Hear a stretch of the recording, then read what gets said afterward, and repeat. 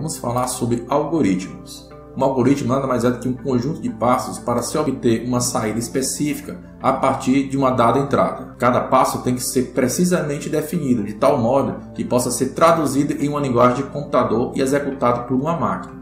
Os algoritmos possuem algumas características importantes.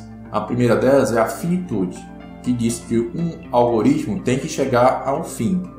Ele tem que gerar uma resposta em um tempo finito. A segunda característica é a de definição, ou seja, não ter ambiguidades. Cada etapa ou cada tarefa de um algoritmo tem que ser precisamente descrito de forma a gerar sempre o mesmo resultado a partir de uma mesma entrada, sem ambiguidades. Ou seja, não pode ter dois significados a depender do interlocutor. Os algoritmos também têm que ter uma saída, já que um algoritmo sem saída seria inútil. Os algoritmos também têm que ser gerais, ou seja, tem que resolver problemas de uma classe de problemas. Não adianta ter um algoritmo que resolve apenas uma instância de um problema. Talvez um algoritmo que resolve a raiz de 2 não seja interessante, mas sim um algoritmo que acha a raiz de qualquer número. Os algoritmos possuem 3 representações principais. A primeira delas é a linguagem natural.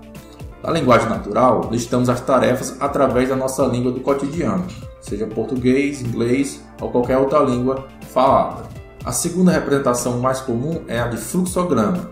No fluxograma usamos elementos gráficos para representar o caminho da execução de um algoritmo. Esses elementos gráficos são o início, o fim, a entrada de dados, a saída de dados, os comandos ordinários e os desvios condicionais.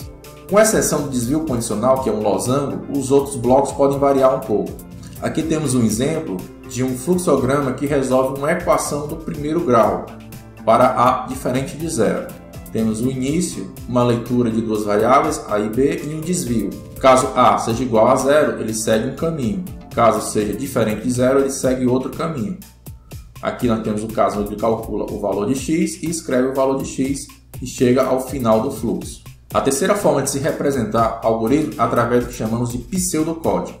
O pseudocódigo é uma técnica textual de representar algoritmo, também conhecida como português estruturado ou Portugal, que é uma mistura da palavra português com Algol, que era uma linguagem de programação antiga. Portanto, Portugal já é um termo que não se usa mais, chamamos de pseudocódigo. Uma característica da notação passo a passo em linguagem natural é a sua liberdade excessiva na escrita, o entendimento altamente dependente do conhecimento do leitor, do interlocutor, sobre o contexto daquele algoritmo, porém dá uma facilidade de se colocar as ideias com a possibilidade de trucamento das ideias, ou seja, se consegue escrever de forma bem compacta. O pseudocódigo é baseado em programação procedural das linguagens Pascal, C e Algol, por exemplo, porém incorpora a simbologia matemática na definição das operações relacionadas a matrizes, conjuntos, vetores, entre outros. Ela parte da premissa do conhecimento computacional do interlocutor, ou seja, a pessoa que vai ler aquele algoritmo tem que saber de programação. E possui alguns elementos de notação como palavras reservadas, palavras-chave. Ou seja, se usa o se, o então, o se não, o enquanto faça, o faça enquanto, o para.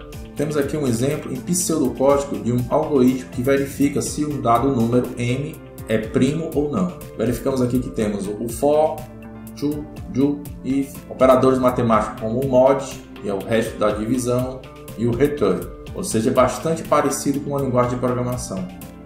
A tradução do pseudocódigo para uma linguagem de programação é quase que direta, é quase que linha a linha. Já a tradução em linguagem natural ou até mesmo em fluxograma se torna bastante trabalhosa.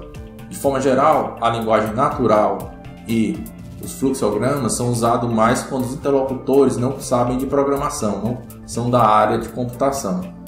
Os fluxogramas são bastante utilizados em apresentações, por serem gráficos de fácil compreensão, de rápida interpretação.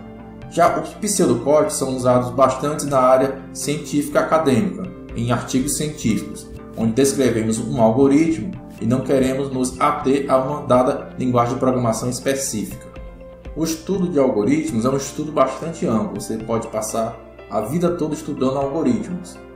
É relativamente fácil identificar um algoritmo ou definir o que é um algoritmo, mas é muito difícil criar algoritmos, porque o algoritmo depende de cada problema. Você precisa ter o conhecimento daquele problema para poder gerar o conjunto de passos que resolva aquele problema.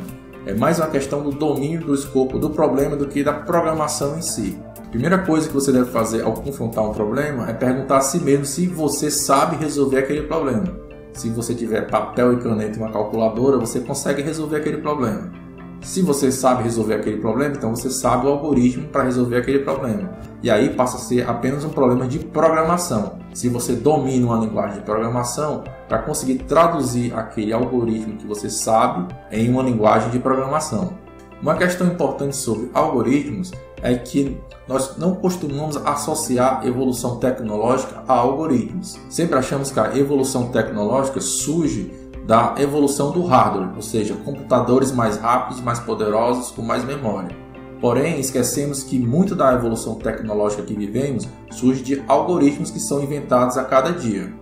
Por exemplo, um MP3 surge não porque conseguiram fazer um dispositivo pequeno que toca som, mas sim porque alguém inventou um algoritmo que é capaz de compactar as ondas sonoras de forma que ocupe pouco espaço.